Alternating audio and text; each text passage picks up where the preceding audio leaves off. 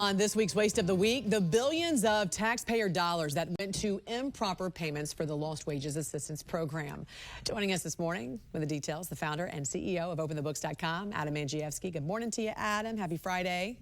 Happy Friday, Jan. $3.7 billion that went to improper payments that the Federal Emergency Management Agency failed to control. So tell us what happened. Tell us about the program.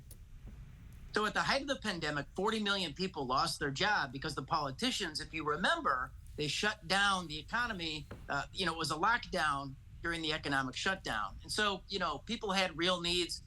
And the president, by August of 2020, authorized FEMA, the Federal Emergency Management Agency, to provide extra unemployment payments to people who had real needs. It was up to $44 billion worth of extra payments. And eventually, very quickly, within 11 days, about $37 billion was allocated from the Federal Emergency Management System into the state's unemployment aid system to provide additional dollars. You were supposed to get up to $1,800, but in the end, with a lack of control, there was $3.7 billion basically stolen from the program on these improper payments. An improper payment is the payment made to the wrong person under the wrong set of rules or just being stolen.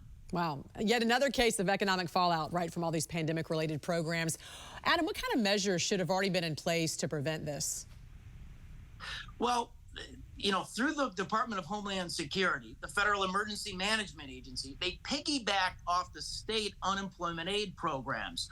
And those had a complete lack of accounting control.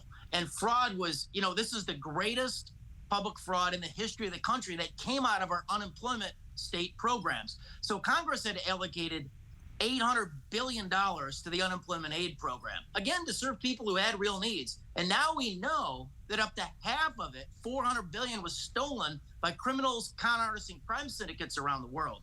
So you have FEMA piggybacking off of these very, very poorly run state programs.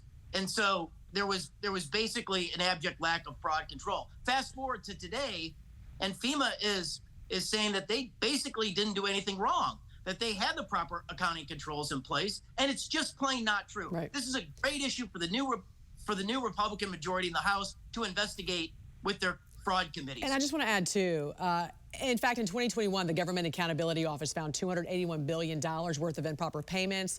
In 2020, it was $206 billion. So, as you mentioned, this is really much part of a much bigger issue. So, is the Government Accountability Office doing anything to try and get a hold of these improper payments?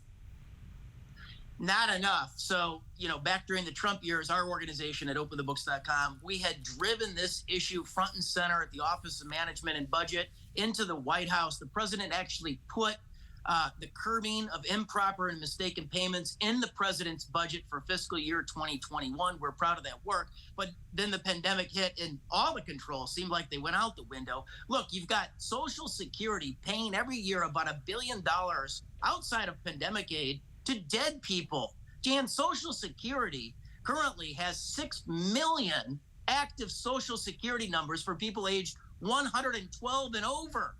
And hardly anybody in the world is that old. Yeah. So there's a lot of work that needs to be done at the federal level. What government program is running well? Definitely not federal agencies and their payments and improper payments. And it's all coming out of our pockets. All right, founder and CEO of OpenTheBooks.com, Adam Andrzejewski. Always appreciate you. Thanks for coming in. Have a great weekend.